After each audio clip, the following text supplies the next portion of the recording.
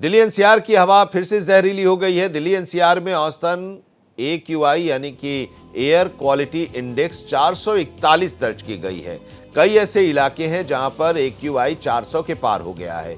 AQI बढ़ने के बाद ग्रैप 4 एक बार फिर से लागू कर दिया गया है। CPCB के अनुसार खराब श्रेणी में वायु गुणवत्ता दर्ज की गई है और इससे लोगों को काफी परेशानियों का सामना भी करना पड़ रहा है। एक बार फिर से लोगों को सांस लेने में दिक्कतें आ रही हैं, आंखों में जलन हो रही है। बीच में जब ग्रैप 4 लागू हुआ था तो उसकी वजह से AQI का जो लेवल है वो 200 के आसपास चला गया था। माना यह जा रहा था कि अब स्थिति सुधर गई है, लेकिन जैसे ही ग्रैप 4 हटाया गया फिर से स्थिति भयावह हो गई और कई ऐसे इलाके हैं जहां पर 400 के पार अभी भी AQI है और लोगों को परेशानी एक बार फिर से शुरू हो गई है। औसत एयर क्वालिटी इंडेक्स जो दिल्ली में दर्ज की गई है वो 441 है। 400 के पार तो दिल्ली के कई ऐसे इलाके हैं जहां पर अभी AQI है। रमेश कुमार सिंह हमारे संवाददाता इस वक्त हमारे साथ जुड़े हुए हैं। रमेश जी, एक तरफ ठंड और दूसरी तरफ पॉल्यूशन की मार भी लोगों को, या दिल्ली एनसीआर के लोगों की बात करें तो उन्हें झेलनी पड़ रही है। क्या स्थिति है? पहले ठंड के बारे में बताइए। ठंड बढ़ी है और उसका असर भी देखने को मिल रहा है।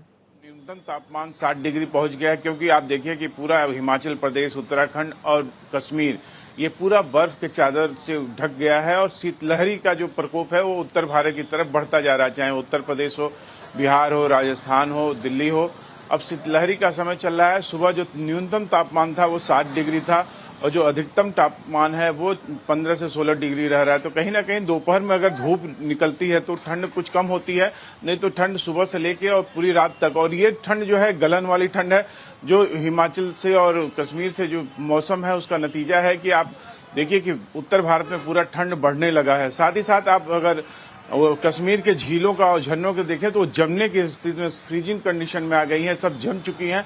तो कहीं ना कहीं आने वाले दिनों में ठंड और बढ़ेगी, तो सारे लोग ठंड से बचने की कोशिश करें।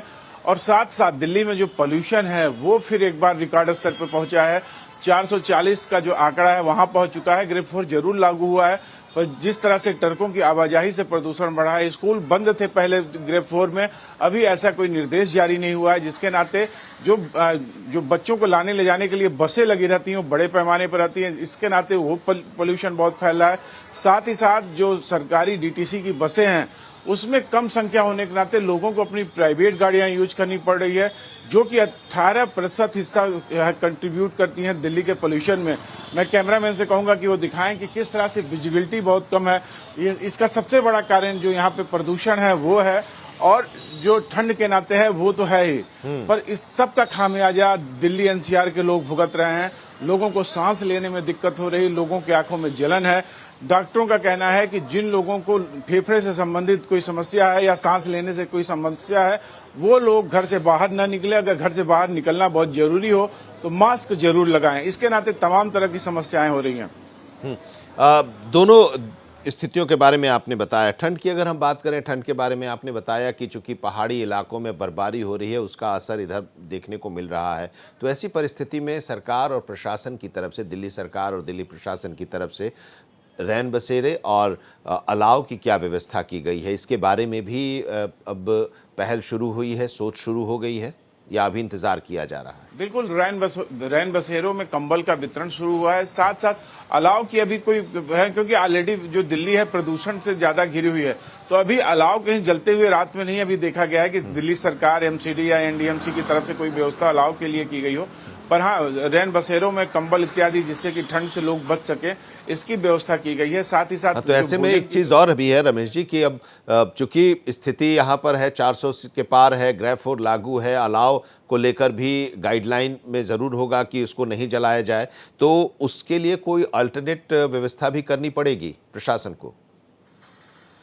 बिल्कुल, आप देखिए कि जिस तरह जैसे जैसे ठंडी बढ़ेगी, आप देखिए कि 25 दिसंबर के बाद से लेके और पूरा 10 फरवरी तक जो ठंड होती है वो अपने पीक पे होती है, और इसमें कहीं ना कहीं लोगों को जो ठंड से बचने के लिए जगह जगह अलाव जलाए जाते रहे हैं पिछले। पर इस साल का जो प्रदूषण का कंडीशन है, दिसंबर आते आते प्रदूषण कम हो जाता था, पर आप देखिए कि प्रदूषण कम जरूर हुआ ग्रेड 4 लगने के बाद, पर जैसे ग्रेड 4 हटा वैसे ही दिल्ली का जो प्रदूषण स्तर है वो अपने फिर 440 के पार चला गया। तो कहीं ना कहीं अब सरकार फूंक फूंक के कदम रखेगी, किसी तरह की ऐसी कोई गतिविधि नहीं करेगी जिससे कि प्रदूषण फैले। ठीक, बहुत बहुत शुक्रिया हमारे साथ जुड़ने के लिए। दिल्ली के मौसम और दिल्ली के प्रदूषण के बारे में बताने के लिए रमेश कुमार सिंह आपका।